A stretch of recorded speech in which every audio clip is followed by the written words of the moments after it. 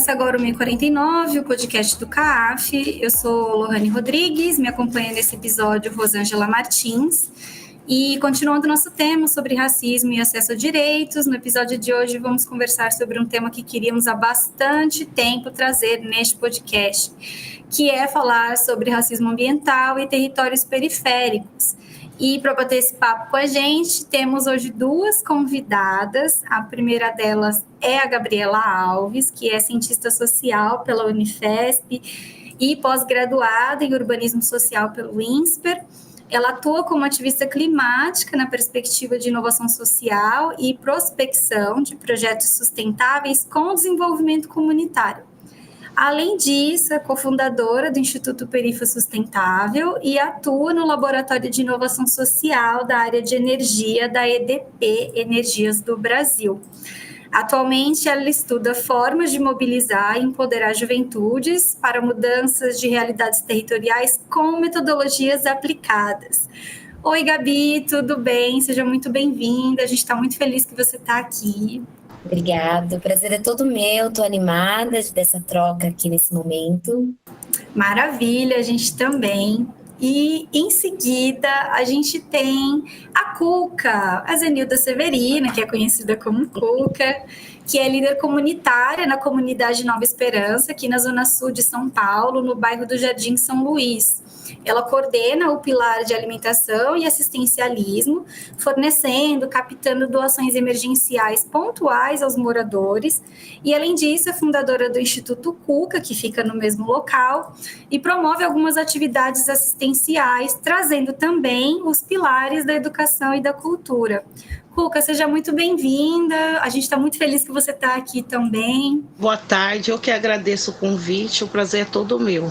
Ai, legal, gente. Então vamos começar essa conversa do mesmo jeitinho de sempre. A gente faz essa apresentação, né? Mas acho que em primeiro lugar, Gabi e Cuca, eu queria que vocês se apresentassem brevemente aos nossos ouvintes, contando como as trajetórias pessoais e profissionais de vocês levaram a vocês a atuar nos locais que vocês estão hoje. Se eu pudesse resumir meu currículo, porque eu acho que é sobre isso, eu digo sempre que eu vejo possibilidades de gerar impacto nas comunidades vulneráveis. Então, eu acabo fazendo 1000 formas, porque são as 1000 formas que eu vou encontrando de trazer esse impacto de forma colaborativa e participativa. Então, meu currículo isso quer dizer que eu sou uma ativista, né? Eu estou inconformada com a forma que o mundo está, as desigualdades sociais que a gente vive, e eu tenho que fazer alguma coisa. É basicamente isso, é a minha inconformidade. Ela veio justamente da onde eu resido, né? Hoje eu não estou geoespacialmente, eu não estou na periferia mais, mas eu sou uma mulher periférica, cresci na Zona Norte de São Paulo, entre o Jaraguá e também a Brasilândia. Então foram 2 territórios que dividiram a minha vida por divisão de família mesmo. Eu passava metade ali, metade cá, e por crescer nesses 2 territórios, onde muito se falta, onde muito, enfim, tem várias questões de ausência. Eu cresci sendo uma jovem, uma criança que questionava muito, assim, por que não tinha o que se fazer no fim de semana. Isso me deixava muito triste. Eu fui acabando explorando várias criatividades do que fazer, brincar, mas eu me entristecia muito do fato de eu ter que pegar um ônibus de 1 hora e pouco para acessar o mínimo de acesso no centro da cidade. E aí, por conta dessas minhas angústias, né, foi que eu escolhi as ciências sociais. Eu queria entender o mundo, eu queria entender as coisas, porque o mundo é assim. E aí eu falei, não, talvez a ferramenta das ciências sociais, né, que é a antropologia, ciências políticas e também sociologia, poderia me munir para entender, para me letrar minimamente. E no caminho eu descobri que não dá para mudar o mundo, ainda mais eu sendo só eu. E foi nesses processos de coletivos, né, os processos de em grupo, que eu fui entendendo que dá para gerar impacto, dá para fazer algo, e arranhar mundos, né? Talvez não o mundo que nós conhecemos como totalidade, mas dá para mudar muitas realidades. E isso foi motivador para mim. Nesse meio tempo, né, eu me aproximei dos debates ambientais, sustentáveis, porque o próprio debate ele era elitista, ele fica muito nesse lugar de só pessoas que têm dinheiro, pessoas brancas que podem debater como se viver uma vida sustentável, mas principalmente em tentar trazer esse debate, não só racializá-lo, mas para a periferia, que é a própria comunidade, que é muito sustentável. A gente tem dados hoje que quem mais recicla são as comunidades. Então, por que não muni-las desse lugar, né? Por que não se empoderar do tema em discussão? E aí, nesse meio tempo de várias tentativas, várias implementações, eu conheci a liderança, que é a Cuca, que não só chegou para a gente unir força, né, para ela conseguir organizar algumas questões de diagnóstico, né, no território dela durante um semestre, mas a gente se aproximou como causa e amizades. Então, hoje a gente tem trabalhado juntas essas formas na comunidade Nova Esperança, que é uma ocupação informal. Então, a gente tem tentado juntas explorar como trazer não só os debates a partir do diagnóstico que a gente realizou em 2023 para esse lugar de sustentável. E aí, é claro, eu acho que quem tem mais propriedade, né, dessa última experiência, desse último case é a Cuca, e aí eu chamo ela para nos dizer um pouco como que foi o Instituto Cuca, de onde veio e um pouco da Nova Esperança. O Instituto Cuca, ele nasceu há 3 anos atrás, em meio à pandemia, né? Porque eu queria entender como que eu poderia melhorar a vida das pessoas. Apesar que a minha vida já era um caos em si. E aí eu me perguntava por quê, para que eu nasci? Qual era o sentido, né? Uma vida assim de extrema pobreza, passando por muitas dificuldades. Até o dia que eu cheguei na comunidade Nova Esperança. Quando eu cheguei aqui, eu falei assim, caramba, eu não tenho direito de reclamar de nada. Tem pessoas piores do que eu. Eu ainda, de alguma forma, consigo me virar. Só que tem pessoas que não têm capacidade para nada. Ou por um grau de idade, ou por não ter autoconhecimento. Então, eu vesti essa camisa do Instituto Cuca. No primeiro impacto, eu achei que o Instituto era só das cestas básicas. Imagina, vai muito além. O Instituto, ele é mãe, ele é psicólogo, ele passa a ser tudo dentro de uma comunidade, principalmente dentro de uma ocupação onde as pessoas são muito vulneráveis, né? E aí se enquadra, me diz onde tu mora que eu direi quem tu és. E aí o céu foi o limite, eu comecei a correr, porque quando a gente trabalha honestamente, sem querer nada e troca o universo, faz o favor de devolver tudo aquilo que você fez. E foi um serviço assim muito cansativo, porque não é fácil ser assistente social, líder social, tudo que envolve o social é muito cansativo, mas muito gratificante. E ali eu consegui um espaço muito pequeno, não tinha chão, não tinha teto, não tinha água, mas tinha esperança e força de vontade de querer mudar a vida do próximo. Na verdade, acreditar no ser humano, porque o que não pode faltar é fé e esperança. Não é à toa que a comunidade se chama Nova Esperança. E ali eu fui fazendo um mutirão. No primeiro impacto chegou uma cesta básica, depois chegou 20, 300... E aí eu fui tomando uma proporção, 5 horas da manhã, a gente já começou a cozinhar às 5 da manhã, a panelinha fazia de pressão, 5 horas da manhã, aquele chiado, né? E as crianças ficavam desesperadamente alucinadas pela comida, porque não tinham o que comer em casa. Talvez tinha comida, mas não tinha o gás. Talvez tinha um gás, mas não tinha um alimento, e daí excessivamente.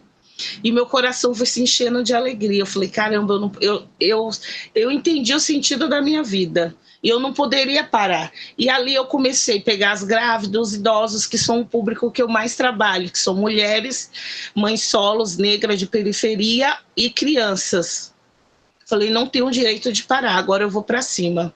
Até eu ganhar onde que hoje o Instituto é localizado. Parede de madeira, com muito sacrifício, chovia, molhava, e eu não tinha tempo para desistir, não parava, ia para cima até chegar à proporção que está hoje, que está a coisa mais linda de se ver. Mas isso tudo é um esforço muito grande, é uma luta, porque você dedicar a sua vida para o próximo, muita gente não faz isso mais. É amar 2 vezes a pessoa, a mais do que você. Então eu nasci para isso, apesar que vim de uma família muito humilde, passei muita fome, uma família que veio de um caos. Então eu tento sempre trazer amor às pessoas, porque eu acho que o amor, ele tem um dom de transformar a vida. Até que o Instituto Cuca hoje, dentro dessa comunidade no Jardim São Luís, né, na Rua Nova do Tuparoquera, hoje ela tem uma dimensão de tanto ajudar a comunidade como as comunidades ao redor, porque estão desassistidas. E não é fácil, porque a gente não tem apoio de ninguém. E quando vem uma liderança feminina, mulher, negra, né, já dá aquele impacto nas pessoas. Fala, como assim? Então, todos os dias a gente vem mostrando a realidade de vida, todos os dias é um problema para resolver e está tudo certo, eu estou muito feliz assim. Além do estudo, que eu acho que é uma coisa fundamental na vida do ser humano, porque quando a gente passa dentro de uma periferia e a gente vê uma mãe gritando com a criança porque ela não está sabendo se desenvolver, é onde entra a Cuca, a Maria, o João, para dar um apoio para aquela família, para aquela criança, e a gente tenta buscar de tudo quanto é jeito para poder estar ajudando, tanto em recursos como em palavras. Bom, acho que, Cuca, você deu um grande apanhado aqui, a gente vai aprofundar em mais coisas, e aí, começando essa parte aqui agora, eu queria falar um pouco sobre São Paulo mesmo, e a construção dessa cidade, porque do ponto de vista sobre o que é São Paulo, existe um imaginário que reforça que a cidade de São Paulo é o centro. Mas esse centro também é um local que não corresponde à realidade como ele se apresenta. E aí, muitas vezes, apesar da nítida existência de outros espaços que compõem a cidade de São Paulo, há uma enorme resistência em incorporar as favelas e toda a complexidade desse local como parte do território de São Paulo. Então, pensando nessa cidade, que eu queria que vocês falassem um pouco, aí mais para você, Gabi, o que é uma favela informal e o que são as ocupações emergentes. E para você, Cuca, eu queria que você explicasse um pouquinho mais para a gente o que é a comunidade Nova Esperança. É bem complexa a construção de cidade, porque não é de hoje, né? A historicidade, lá no início, né, da movimentação rural para construir por conta das indústrias, né? As pessoas começaram a sair das suas fazendas. Enfim, esse aglomerado que veio na construção do centro, hoje ele se reflete com os maiores investimentos de infraestrutura. E aí, quando a gente fala dos investimentos de infraestrutura, a gente fala, inclusive, de todos os direitos humanos básicos. Então, a gente está falando do saneamento, do acesso a uma água potável, a gente discute moradia, que é uma complexidade não só de São Paulo, mas é nacional, que é um direito institucional, a gente tem direito lá na nossa Constituição, que todos têm direito à moradia, e mobilidade e cultura, e enfim. Quando a gente olha para o centro de São Paulo, a gente percebe que a oferta desses direitos e o acesso a elas são muito mais fáceis. Isso não quer dizer que dentro do centro não exista comunidades marginalizadas, porque dentro do centro há diversas ocupações de prédios ociosos, por exemplo, há diversas comunidades também que acabam residindo, como, por exemplo, situação de rua, ou outros formatos que incluem um corpo marginalizado. Todavia, quando a gente olha para o centro da cidade, a gente ainda enxerga que é o lugar espacial, né, o lugar físico, que mais a gente consegue ter esses acessos. Em contrapartida, a gente fazendo um levantamento, claro que assim, né, a gente percebe que há uma negritude também, que ascendeu, inclusive. Muitos deles vieram das políticas públicas, filhos, por exemplo, de Bolsa Família, que conseguem acessar e morar, né, nesse centro expandido, nesse novo centro, no centro histórico. Porém, hoje, quem retém a maior parte desse centro não é todo mundo, não é tão democrático e diverso. Existe uma branquitude que ocupa em maior parte, em maior parcela. E por que falar de favelas e construções de centro, as nossas favelas urbanas, é importante a gente racializar? Porque não nasceu só desses movimentos de indústria, nasceu justamente na abolição da escravatura, quando as pessoas deixavam de ser uma posse de alguém, mas que não tinham recursos para construir uma vida. Então, existe esse lugar espacialmente na cidade que acaba afastando as pessoas que, historicamente, passaram por vulnerabilidades maiores para construir suas vidas o mais longe daquela que tem maior oferta. E, obviamente, quando a gente olha para o orçamento público, ainda mais esse ano, que é um ano de eleição, a gente precisa analisar quais são as propostas que incluem essas comunidades e favelas no orçamento público e um plano diretor, por exemplo. Então, nesse lugar, quando a gente olha nesse centro, e em contrapartida, quando a gente olha para as nossas favelas, a gente enxerga dois tipos de cidade. Eu acho bem interessante quando eu pergunto para as pessoas que são de fora de São Paulo, quando vem para São Paulo, a perspectiva é que geralmente quando se faz um São Paulo turismo, você não enxerga essa pluralidade de quantos São Paulos não existem em São Paulo. E quanta São Paulo não existe muitas pessoas que migraram de outros estados e acabam tendo que ficar nessas favelas e comunidades marginalizadas. Então, existe muita cultura diversa nas nossas favelas. Quando a gente tem uma propensão de contar as nossas favelas a partir das ausências e faltas, realmente falta muita coisa. Falta os acessos, os direitos básicos, a moradia. A gente sabe que hoje, quando se chove, né, e se chove muito, já não temos mais tão marcado as estações do ano, né? Pode chover muito a qualquer momento. As pessoas que mais vão perder com uma enchente, ou as pessoas que mais vão perder num deslizamento, por exemplo, de terra, por conta da casa que fica na encosta, vão ser as pessoas marginalizadas. E quando a gente olha para quem mora nessas margens da cidade, para quem não está nesse centro, a gente percebe que a maior parte são pessoas pretas e pardas. Então, hoje a gente começa a discutir um debate que a nossa cidade, as nossas, muitas vezes, execução de políticas públicas, ou os acessos, ou a facilitação dos 1000 programas que a gente tem, porque a gente tem muitos programas, muitas vezes eles não acabam sendo tão eficientes como deveria ser. Não para todos os públicos e nem para todos os espaços. Então, as nossas favelas é um fruto histórico, sim, que tem a negritude marcada em maior parte, e que ela acaba sofrendo muitas violências, não só estruturais, mas também violências do dia a dia, inclusive a falta da garantia dos direitos humanos. E eu gosto sempre de situar, né, e trazer esse lugar de moradia, que é uma das grandes pautas. Na verdade, é um dos grandes sonhos nacionais de se ter a casa própria, desse plano da casa própria, que quando a gente conversa sobre moradia e aí lê a Constituição dessa garantia de direito, a gente percebe que só tem uma forma de se conseguir moradia hoje, que se funciona hoje no Brasil, que é a moradia privada. E aí, quando a gente fala de moradia privada, a gente de novo cai em quem tem direito a acessar essa moradia.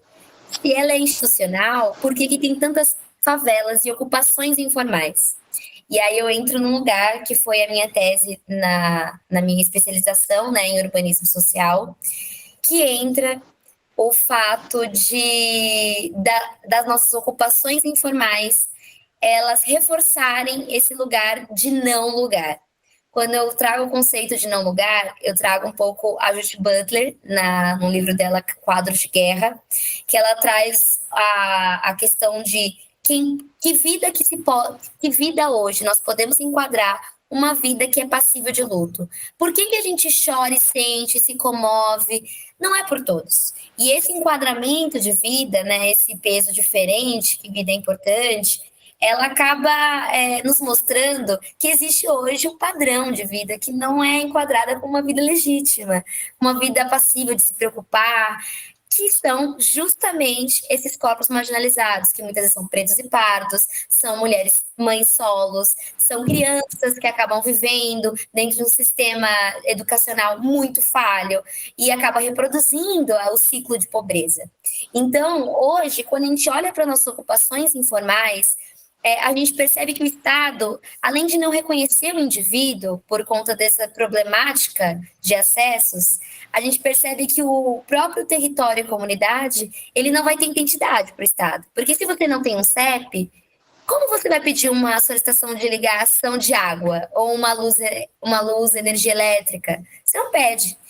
Mas o que acontece, né? Em paralelo, quando tem as questões fundiárias, demora de muito tempo para qualquer resolução. Essas vezes são 10 anos de famílias passando a extrema da extrema necessidade, porque não se tem esse básico que seria e é constitucional, justamente por um sistema judicial que demora. E aí a gente entra nesse lugar, que é o não lugar. Você não é reconhecido como um lugar legítimo de reivindicar seus direitos. Você é um lugar que não existe para o Estado, você não tem o CEP. E aí é lugar da gente discutir esses passos de legitimidade de quem que pode reivindicar os seus direitos. Se é de todos, por que não conseguimos exercer para todos? E aí tem várias dicotomias e debates, mas o início é entender que existe hoje 19 milhões de pessoas vivendo nessa situação a nível nacional, nas ocupações informais, favelas emergentes, justamente por não ter a garantia do direito constitucional, que é a moradia. Cuca, eu queria que você falasse um pouco assim, mais sobre o que é a comunidade de Nova Esperança. Assim, como foi que você chegou lá? O que é essa comunidade? A gente falou que ela fica aqui na Zona Sul de São Paulo, mas eu queria te ouvir um pouquinho mais sobre isso. A ocupação, ela fica aqui no Jardim São Luís, né? Rua Nova do Tuparoquera. E tem eu falo entre becos e vielas, né? Histórias que marcam muito e que às vezes as pessoas não têm o poder de ser ouvida ou algo parecido. Então, a gente ajuntou todas aquelas pessoas que perderam o seu emprego de alguma forma, famílias que moravam dentro de um carro porque não conseguia mais pagar um aluguel, porque o que tinha que comer. Então a gente foi ajuntando todo tipo de raça de pessoas, negro, branco, pardo, pessoal do fora do Brasil, aqui tem de tudo, esse mix de pessoas. E todo numa história só, que é querer uma moradia, porque ou vinha atrás do direito, porque às vezes quem está dentro de uma favela, ele não tem voz de escuta, né? Eles não são escutados. E muitas vezes a gente sai como marginais. Infelizmente, a verdade são essas, né? E é um público muito grande de pessoas negras, né? Principalmente as mães solos, sem ter capacidade. Então eu falo, você mata um leão por dia. Ou você invadir a terra para tentar buscar um direito que é seu, porque todo ser humano tem o direito de ter uma moradia, não importa como ela vem, mas tem. O povo das periferias não tem a mesma oportunidade do povo da ponte para lá, porque divide, né? A ponte divide. Manda mais quem pode, obedece quem tem juízo. A verdade é essa. Então, para aquelas mães capacitar seus filhos para não dormir no relento, que não é fácil morar dentro de uma comunidade ou uma favela ou uma ocupação, não é fácil, mora realmente quem precisa, está passando por uma modificação de vida, porque se essas pessoas tivessem condições, nenhuma delas estava aqui. Melhor do que eu, a Gabi sabe, quando chove aqui, arranca os tetos, os barracos voam, as crianças gritam, é desesperador. Quando é calor demais. Só que dentro das quebradas, da comunidade Nova Esperança, tem muita história legal, tem muito trabalhador, tem muita criança sonhando de um dia ser pessoas melhores ou ajudar a tirar a mãe ou a família de uma situação muito precária. Porque eu falando, talvez vocês não consigam entender a dimensão que é morar dentro de uma ocupação. Então, dentro das quebradas tem muitas coisas camufladas e as pessoas não sabem.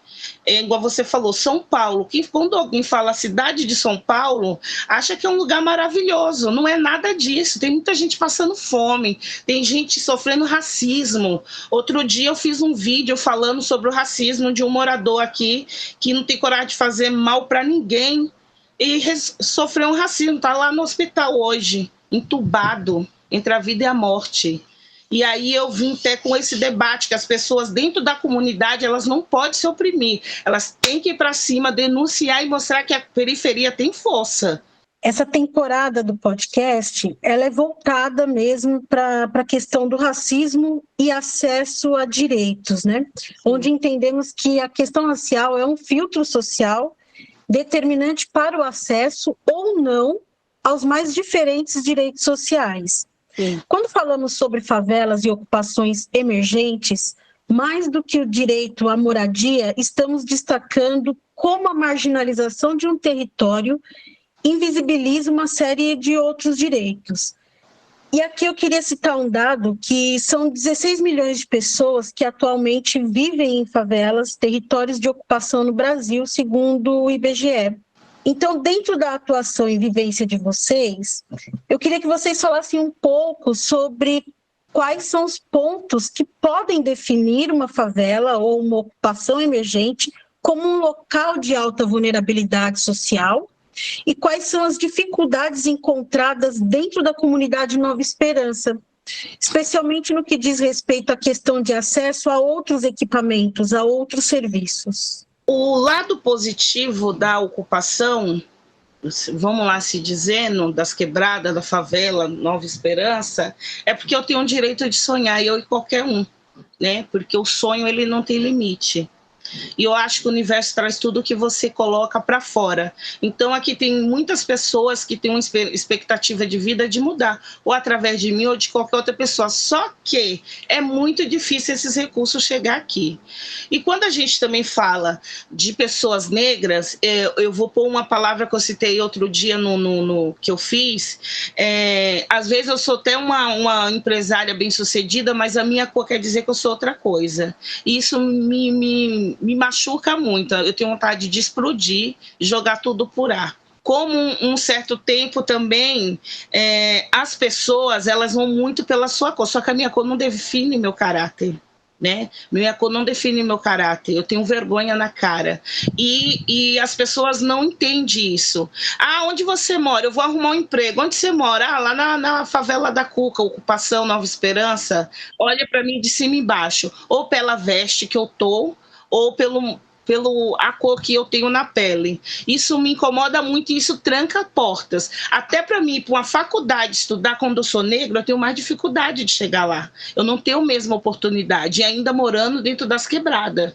Aí fica uma coisa bem difícil. Então, são esse tipo de coisa. E muitas vezes as pessoas olham para uma quebrada, como a comunidade Nova Esperança, ocupação Nova Esperança, acha que aqui só mora marginal. Imagina que mora mãe e pai de famílias que levantam cedo para ir buscar o pão de cada dia, quando conseguem essa oportunidade ou vão para o farol. São as pessoas que mais fazem impacto no mundo e são as pessoas que mais sofrem. Quando a gente estava trabalhando, né, em organizar o Instituto Cuca e fazer um diagnóstico da comunidade, a gente aplicou um censo, né, para entender quantitativamente quem mora na Nova Esperança. Isso é importante, inclusive, claro, para organizar as diversas doações que chegam, porque existe hoje uma cultura de filantropia, de doação. Eu tenho que ajudar, eu tenho que dar alguma coisa para a favela. Sendo que a gente sabe que as soluções, elas têm que ser estruturais, né? Tem que vir junto com uma política pública, com organizações. Não é sozinho, não é só doação. Mas a gente entendia que a gente, entendendo quanto se tinha, quem se morava, o perfil dessas pessoas, a gente conseguiria não só organizar isso, mas também desenvolver projetos que pudessem abranger os moradores. E aí, dentro disso, a gente teve alguns números muito interessantes. Hoje, a gente tem 61% de mulheres que moram na Nova Esperança. Sendo que das 208 famílias, né, que hoje foi o dado que a gente retirou de julho do ano passado, em 2023, 56% são pessoas pretas e pardas da comunidade, mais 2% de população indígena. A gente entende, então, que mais da metade são pessoas pretas e pessoas pardas. São mulheres, e as mulheres, elas são, em maior parte, as chefes de família. São elas que cuidam e fazem tudo. Vão atrás do trabalho, cuidam de seus filhos, não tem alguém para apoiar. Então, a gente começa a perceber um retrato que, sim, é só da Nova Esperança, do Jardim São Luís, mas que também dialoga com os dados grandes e macros do IBGE, que muitas das nossas favelas, elas são, em maior parte, pretas e pardas, e que elas têm mulheres, mães solos, que seguram o tranco sozinha. Na hora da gente olhar para a questão racial do racismo, a gente tem que se questionar o porquê que a maior parte dessas populações que estão nas ocupações informais são pretas, sendo que a gente entendendo alguns números, por exemplo, aqui de São Paulo, do Butantã, do Brooklyn, da Zona Sul, a gente percebe que são um número super alto de pessoas que são brancas, e são locais que não têm alta vulnerabilidade. Quando, né, uma das perguntas é como a gente classifica esse lugar de ocupação informal, favela emergente, uma favela urbana? A gente entende esses canais, essas classificações, justamente por questões jurídicas que vêm da questão fundiária. Geralmente, ocupações informais, elas olham, são pessoas que muitas vezes estão até em movimentos de habitação, elas vêm em um lugar na cidade que está ocioso, um terreno que não tem nada, e elas vão e ocupam. Tem uma autoconstrução, levantam os seus barracos e começa uma comunidade. Isso são as ocupações informais, que são esse lugar rápido. E aí elas passam por anos e anos em questões jurídicas, porque aí tem que subir, mas quem é dono? Será que essas famílias têm que ser tiradas e tem que auxílio aluguel, ou sei lá, chave a chave para um CDHU? E aí tem diversos campos da nossa prefeitura e também do estado de São Paulo que vai subindo até decidir o que se fazer com o terreno e as pessoas. Quando a gente olha para as favelas emergentes, são quando elas até conseguem já estar muito tempo nessas disputas, elas estão até mais concretada, você começa a enxergar que a favela já está com tijolos, as famílias têm se estruturado mais, e aí ela ainda é um lugar de não lugar também para o Estado, mas a garantia é maior, porque já está mais consolidado. Tanto que existem formas, quando você entra numa ocupação, numa favela, que está em disputa fundiária, caso você consiga uma ligação da Enel, a Enel vai lá, arruma para você, e aí você tem a conta de luz, isso já é um registro que você tem uma casa, eles não podem retirar. Então é um processo que vai se ganhando forma por muitos anos. Aí as favelas urbanas, elas acabam continuando com seus nomes de favelas, porque é um nome que acaba... É um nome antigo, então se continuam, às vezes se identificam com esse termo, mas elas já têm a questão fundiária consolidada, já tem um CEP, já tem mais organizado essas questões, mas que mesmo com a garantia mínima de ter o seu CEP para solicitar, ainda não é o suficiente para o Estado, porque há dificuldade ainda. Tanto que eu estava olhando uns dados, né, sobre energia, e hoje, quando se falta energia, e aí tem esse limite pela ANEEL, que é a reguladora, ela dá um limite para você voltar a energia no bairro. Por exemplo, só pode ficar sem energia 8 horas. Se passa disso, leva multa à agência de energia. E aí, o que acontece é que nos bairros centrais, os bairros mais brancos, os bairros que mais têm infraestrutura, pouco se leva multa. Eles são muito mais ágeis do que as favelas urbanas. A gente olha para algumas favelas que, sim, são regulares, pagam suas contas, têm o seu CEP. Eles não têm problema de extrapolar um pouco da multa, porque às vezes tem várias complexidades. Então, a gente percebe que o exercício de direito, por mais que se consiga a conquista do seu CEP, ele acaba trazendo a não garantia da totalidade dos direitos. E isso não tem como não racializar. E aí a gente olha para esse pequeno fragmento de São Paulo, que é a Nova Esperança, que é a comunidade Nova Esperança, e percebe o quanto ela é um retrato de muitos Brasis. O quanto ela, por mais que está nessa luta dia a dia, ela ainda se diverte, vocês conseguem enxergar, para quem visita Nova Esperança, que tem muito que se fazer, as pessoas ainda estão e podem curtir o seu dia a dia, mas são pessoas que ainda passam por essas vulnerabilidades, inclusive estatais. Então, o quanto, né, muitas vezes a gente não percebe essa pluralidade que a própria Nova Esperança nos apresentou no censo do ano passado. E lembrando que quando você mora dentro de uma ocupação, que você vai até uma escola e você não tem um comprovante de endereço, eles querem negar essa vaga. E eles não podem, porque a vaga de escola é direito do ser humano, de qualquer um, estudar. E eu bato muito de frente. Falei, volta lá, usa meu nome e diz para ela fazer. Porque ela não pode deixar uma criança fora da escola por causa de comprovante de endereço, né? E Cuca, na sua atividade como líder comunitária, né, na comunidade Nova Esperança, como funciona um pouco a dinâmica social do convívio? E existe uma cozinha comunitária. Queria que você falasse um pouco para a gente sobre esse espaço e qual é a importância dela nesse território, assim como a sua fundação, o Instituto Cuca. A Cozinha Solidária, ela nasceu. Isso é meu coração explodindo. Eu falei, eu preciso. E por ter vindo uma família muito pobre, eu sou lá do norte, pernambucana, uma família muito pobre, que minha mãe, para sustentar a gente, ia catapiaba no peixe, ou dava banana verde para a gente comer, porque não tinha o que comer. E, cara, o primeiro dia que eu vi aquelas panelas imensas, cozinhando, comida gostosa, de primeira qualidade, porque não é porque é doação, tem que ser comida ruim, tem que ser muito boa.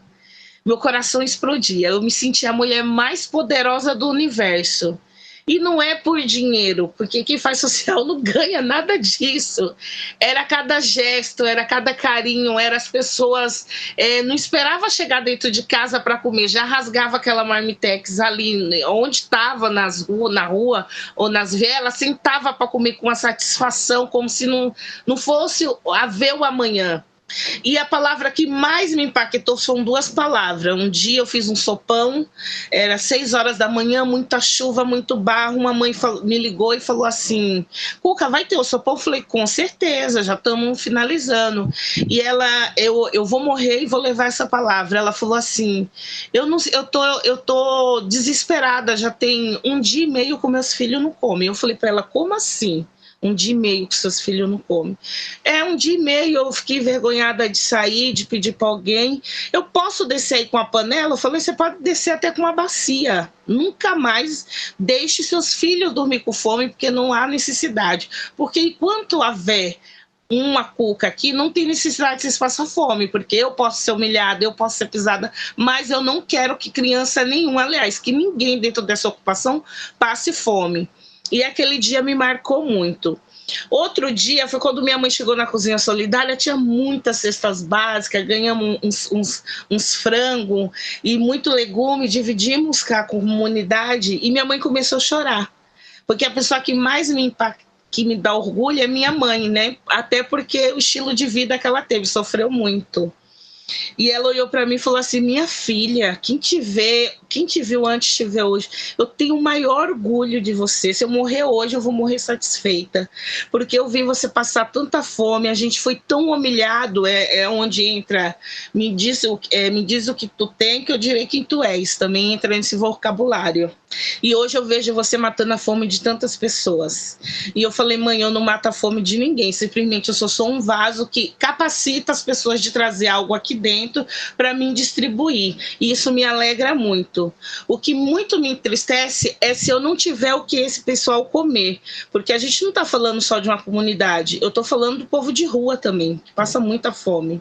Então eu acho que é um ato de carinho. Cozinhar é amor e eu preciso passar isso para as pessoas. Eu não mudo o mundo, mas eu mudo a minha quebrada. Isso é importante. E o povo, eu sou muito marcada pela cozinha. As pessoas, quando falam de mim, elas explodem de emoções de falar. Eu fui na Cuca, nossa, que comida gostosa, a Cuca fez isso. E eu gosto de receber as pessoas com comida, porque eu passei muita fome. Então isso me traz uma energia muito boa, principalmente se for para as crianças. O Instituto, ele foi uma obra do acaso, porque eu nunca vi ninguém abrir um instituto sem R$1 no bolso. Eu abri. Fui enganada, porque infelizmente as pessoas usam da nossa inocência. Eu tenho algo chamado gostar demais e acabar esquecendo a característica de algumas pessoas e acreditar demais no ser humano, é por isso que eu estou no social. E eu fui até enganada, então... eu ganhei uma verba, me roubaram essa verba. Eu tentei abrir esse instituto 3 vezes, gastando o que tinha, o que não tinha, fazendo rifa, pedindo, deixando até de comer dentro de casa para abrir esse instituto. E ele está aí aberto, graças a Deus. E o Instituto Cuca, ele vai estar aberto aí, que, né, no meio do caminho, se alguém quiser vir, passar um dia, conhecer, ver como que é, sentir, na verdade, o dia a dia na pele, como que é estar dentro de uma periferia, por favor, as portas estão abertas. Muito bem, Cuca. Muito emocionante seu relato, porque a cozinha é o coração, né, de uma ocupação. A cozinha me explode. Eu vou usar outra palavra, né? Lá na Senzala, quando brigaram um dia por mim, por nós, por todos, eles queriam liberdade. Então, cozinhar é um ato de liberdade, de amor. É dizer que a esperança nunca morre e que eu não estou presa a ninguém, que eu posso tudo, independente do que for. Eu posso ter um pé de galinha. Um dia eu pedi para o homem, me falou, o que você quer, Cuca, hoje para cozinhar aqui? Falei, eu estou com vontade de comer um pé de galinha. Ele falou, mas pé de galinha se come? Eu falei, não come na sua casa, porque aqui no Instituto vai comer. E ele trouxe com muita vergonha. Foi a melhor sopa que teve dentro da comunidade. Eu até briga. Então são pequenas coisas, pequenos gesto que faz toda a diferença. As pessoas querem coisas muito boas, e tem pessoas que precisam de poucas coisas para ser feliz, né? As pessoas esqueceram da inocência. Eu falo que eu sou da época, né, que o meu vizinho se preocupava se eu tinha o que comer, fazia um bolo, me chamava, vem tomar café. Então sinto falta dessa época. E às vezes o muito não significa nada e o pouco significa tudo. Gabi, o trabalho feito na comunidade se chama urbanismo tático na construção de lugares, ao menos no texto. Queria que você nos explicasse um pouco o projeto desenvolvido na comunidade Nova Esperança, para quem não o conhece, a partir de 2 pontos que me pareceram centrais. A análise do território e esse diálogo com as pessoas que vivem no local, e como vocês duas veem o impacto dele na comunidade, e em específico, Gabi, em relação à elaboração das políticas públicas ambientais, uma vez que os piores efeitos da degradação ambiental acabam destinados às populações negras ou indígenas. O ano passado, quando a gente começou a trabalhar juntas, eu e a Cuca, a gente iniciou por esse movimento de diagnóstico.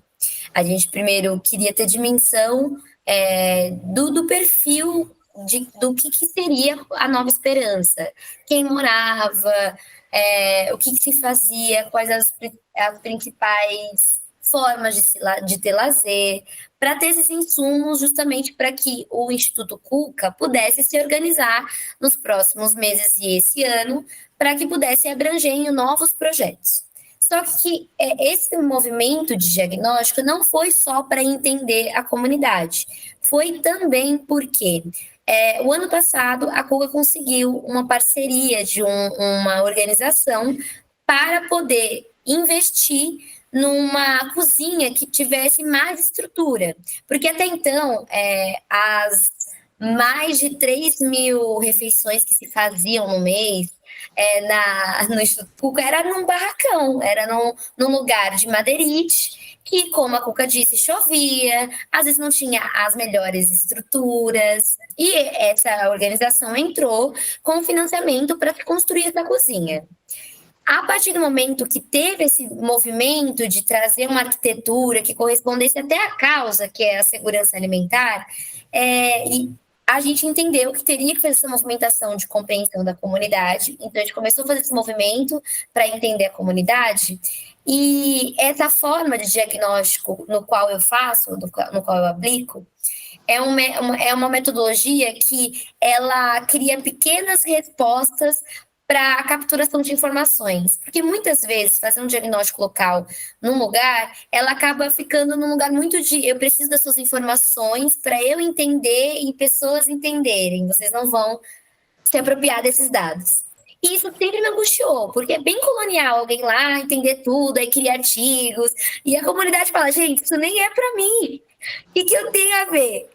E aí, esse movimento de diagnóstico, eu chamo de diagnóstico ativo, ele cria pequenas respostas para essas capturações. Então, a gente teve o censo, houve treinamento de moradoras, A gente pagou alguns moradores para aplicar de casa em casa, para que ela pudessem nos ajudar com os formulários. Depois, na mensuração, foi mensurado, a gente tem as respostas, a gente criou um potenciômetro, que a gente fala, é um produto que é como se fosse um grande dashboard, assim, um grande quadro, com os dados principais da comunidade, que fica exposto na frente da cozinha. Então, quantos nós somos, quantas mulheres nós temos, quantas crianças nós temos que cuidar.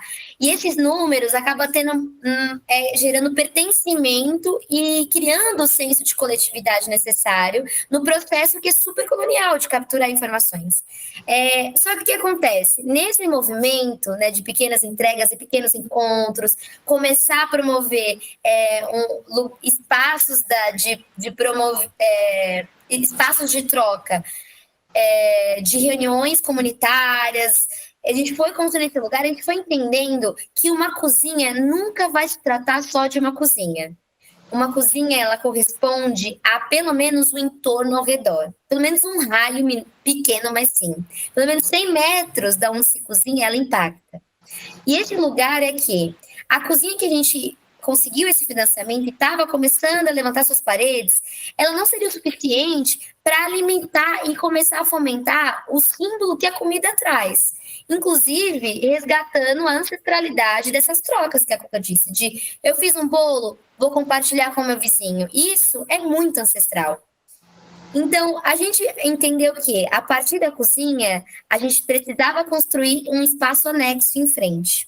E aí vem a inovação da cozinha, porque existem, assim, eu fico muito feliz com isso, que existem muitas cozinhas comunitárias, não só em São Paulo, mas a nível Brasil. E a cozinha da Nova Esperança, ela é uma delas. Só que na hora da gente entender o perfil de como se vive e como a cozinha já estava se tornando um coração de dinâmica social da comunidade, tudo acontecia ali. Então as pessoas recebiam doação, as pessoas iam na frente conversar, ficavam, eu quero trocar um papo. Vai na Cuca, eu quero ficar só descascando uma laranja, pensando na vida, levo minha cadeira e fico lá. Então existia uma sociabilidade para além de se comer. Então, a gente falou, vamos tentar fazer uma resposta do urbanismo tático para a criação de um anexo da cozinha. O urbanismo tático, ele é uma resposta de baixo orçamento e rápida. A gente sabe que qualquer infraestrutura demora. A gente vai fazer uma reforma em casa, demora meses. Tu vai fazer uma calçada, ai meu Deus. E o urbanismo tático, diferente disso, ele fala, o que eu tenho hoje que eu posso fazer alguma coisa? Preciso fazer alguma coisa, vou pintar. É a criatividade muitas vezes do pobre. Vou fazer alguma coisa aqui para dar uma tapeada e movimentar. O urbanismo tático é uma resposta para essas infraestruturas rápidas. E a gente desenhou, junto com um escritório de arquitetura chamado Deluxe, uma praça removível. Porque a gente sabe que a praça em frente à cozinha Cuca, ela pode ser que daqui a um tempo o Poder Judiciário fala, galera, vai todo mundo sair. E não se pode perder a riqueza daquele espaço de sociabilidade. Então, a gente pensou em coisas que poderiam a comunidade levar para onde fosse. Vai levar para um legal? Vou levar a praça. Que é esse anexo. E aí, o chão foi para o bloquete, blocos de cimento, que são como se fosse um Tetris no chão. Ele cria uma pavimentação que dá para ser removível.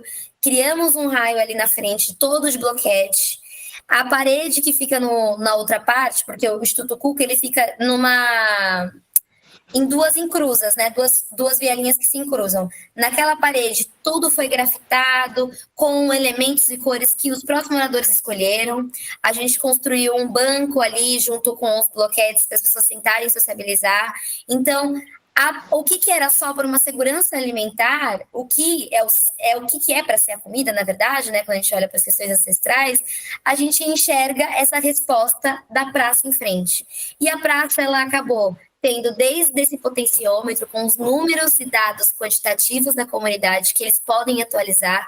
Inclusive, esse potenciômetro tinha o mapa da comunidade, que eles colocaram os nomes das vielas e ruas.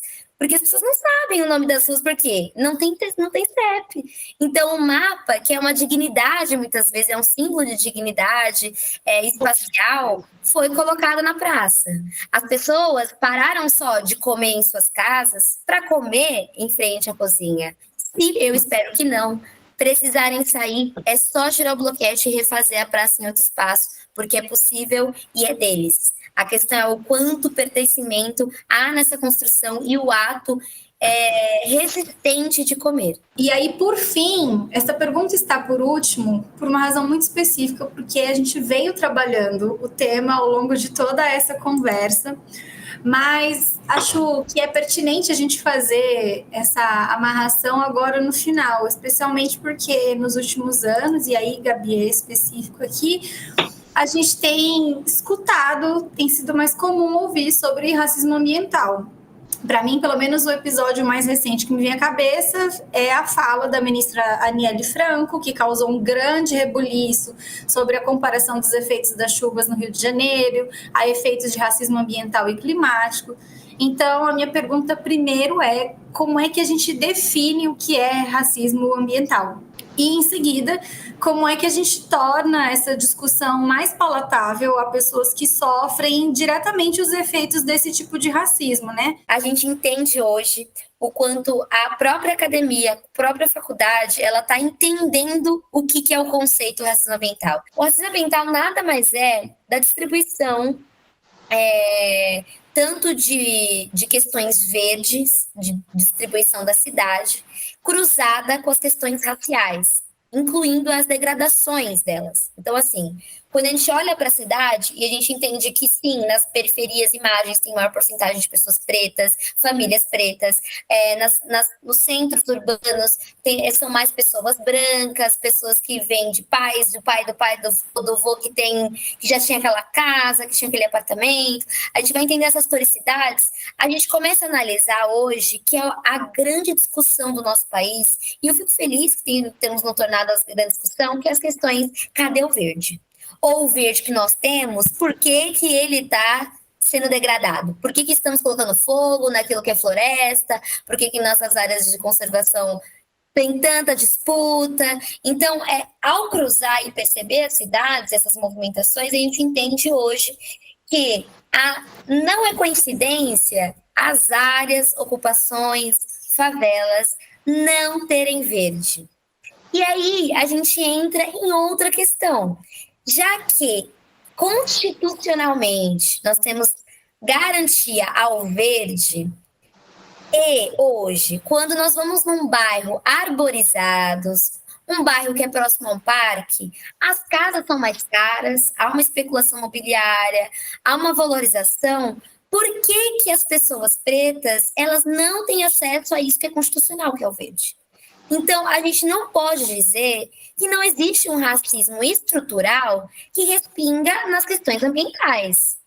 Hoje, o meio ambiente que o pobre tem acesso é, muitas vezes, o meio ambiente que ele precisa pegar o seu ônibus de 1h30 para frequentar um parque, muitas vezes. Para ir para um Vila Lobos, para um Ibirapuera. Então, assim, quem tem acesso ao verde? E por que são pessoas brancas?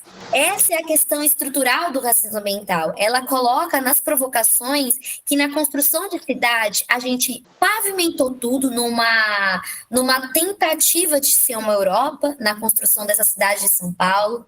E nessa construção de pavimentação, a gente acimentou nossos rios e derrubamos nossas árvores. Mas não em todo lugar. Porque hoje, quando a gente olha para as periferias, quando a gente olha para nossas favelas, os sistemas de drenagens, que são um sistema que acaba absorvendo a água, né? E existe também até regras na hora de se pavimentar um bairro, por exemplo, que são regras de pavimentação. Tipo, você precisa pavimentar, mas precisa deixar porcentagem X para a terra absorver a chuva e não inundar. Então, é o quanto isso tem sido levado a sério nessas favelas. O quanto as ocupações têm tido esse tipo de preocupação. Não tem. E, de novo, a gente volta para quem mora nelas. Porque a minha discussão não é provocar sobre cidades. Eu não estou querendo defender o Martinelli ou um prédio X. Isso, para mim, não tem vida, não tem alma. Sempre a discussão vai se desbocar quem são as pessoas por trás dessa cidade. E hoje o racismo ambiental nossas favelas, elas vivem e são a principal desse racismo ambiental, a principal vítima. Por quê? Eu quero mudar dessa vida. Não, eu quero viver perto de um parque. Será que eu tenho dinheiro para isso? E a gente começa a cruzar com vários dados do IBGE. Quem é essa pessoa preta? Qual é o poder aquisitivo, educacional? Ela está conseguindo quebrar o ciclo de pobreza dela? Ela está conseguindo ascender para outro tipo de classe? Muitas vezes não. Novos estudos têm apontado. Nossas favelas são onde tem as ilhas de calor. Tem um estudo que foi publicado em janeiro, que numa favela pode-se chegar a 2 graus mais quentes do que um bairro arborizado. Então, a favela ela é mais quente quando tá verão, quando tá calor. Ela é a que mais sofre com a chuva. A chuva se torna uma angústia, porque vai levar tudo, vai levar meu teto, vai encher, vai levar minhas coisas que eu comprei, que eu tô pagando ainda. Ela é a principal, que sofre com fome, e aí, não, mas quero comer melhor, né? Primeiro assim, eu preciso comer. Aí a pessoa primeiro precisa comer, aí depois ela começa, preciso comer melhor. Esses questionamentos e busca têm sido nesse tipo de locais? Não tem sido.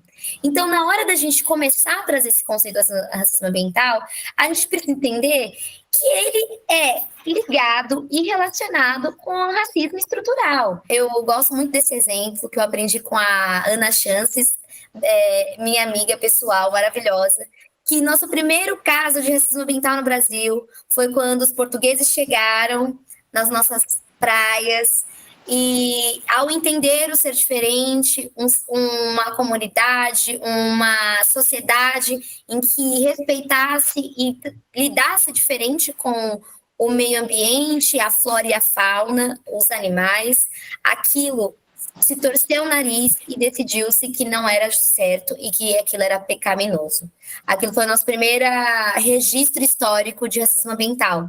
Então, hoje a gente precisa entender que ele é velado, ele é estruturante, mas que a gente precisa continuar a debatê-lo. Porque não existe hoje não precisamos estatificar o conceito. A gente precisa, inclusive, olhar para as realidades que têm acontecido hoje para criar possíveis soluções. E aí eu acho que entra até na segunda pergunta sobre essas questões de políticas públicas, como se desemboca, né? A receita de se fazer uma política pública é você construir uma agenda democrática, geralmente pela sociedade civil, de um problema em comum para se subir para uma possível agenda para secretarias específicas, mas com pressão, tem que ter uma pressão ali de sociedade civil também, e aí, a partir do desenho de um modelo possível para responder esse problema, aí se testa para saber se é realmente eficiente essa política e se ela se sustenta, e assim, é uma política que acaba se abrangendo a outras populações que sofrem, na maior parte, com esse problema. Então, tem esse lugar também de sociedade civil na construção. O Estado, hoje, ele é o que mais mata pessoas pretas e pardas. Então, assim, será mesmo que a gente precisa esperar o Estado construir a política pública para mim? Ou nós precisamos dizer que já deu? Existe um lugar também de mobilização e coletividade que é necessário na hora da gente cobrar a política pública. Do tipo, isso é um problema, isso a gente não quer mais, agora precisamos que seja feito desenhos que sejam eficientes na hora da gente implementar políticas públicas. Então, existe esse lugar de necessidade de política pública que, como eu falei, às vezes é sistema de drenagem, refazer pavimentações para sistemas que respiram a terra, plantar mais árvores nessas comunidades para se ter mais arborização e não cair nessas ilhas de calor. Tem várias coisas que precisa ser essa maneira estruturante. E na hora de desenhar essas políticas públicas, a gente precisa entender a eficiência também. Mas não podemos deixar que passe a questão racial.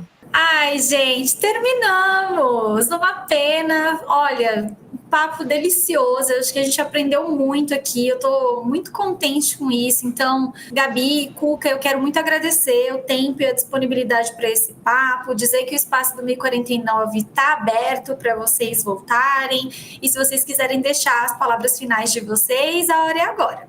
A minha palavra é que você nunca perca a fé nem a esperança, e dias melhores virão.